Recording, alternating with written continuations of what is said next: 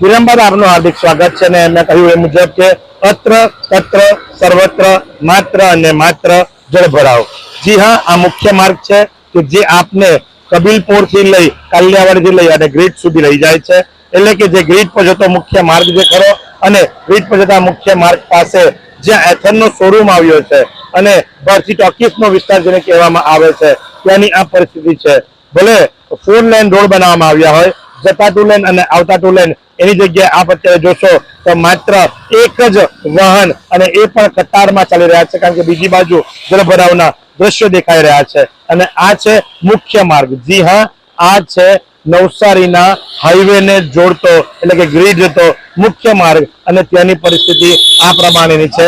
Bharati talkies પાસે પણ આપ જોઈ શકો છો એ પ્રમાણે મુખ્ય માર્ગ ઉપર જળભરાવના દ્રશ્યો સ્પષ્ટપણે દેખાઈ રહ્યા છે અને માત્ર એક જ કતારની અંદર વાહન ચાલકો વાહનો ચલાવી રહ્યા છે। એનું કારણ છે કે જળ ભરાવ છે અને એના કારણે લઈ અને જનજીવન જે ખરું એ પ્રભાવિત થઈ ચૂક્યું છે। જનજીવન જે ખરું એ જાણે થંભી ગયું હોય એવું લાગી રહ્યું છે। મુશળધાર વરસતા વરસાદના કારણે શાળા કોલેજો આઈટીઆઈમાં રજા જાહેર કરવામાં આવી છે અને હજુ પણ આવતીકાલે પણ આવી જ આગાહી કરવામાં આવી રહી છે અને પરિસ્થિતિ વિકટ બની ચૂકી છે અને જેના કારણે લઈ અને સર્વત્ર માત્ર જળભરાવના દ્રશ્યો દેખાઈ રહ્યા છે।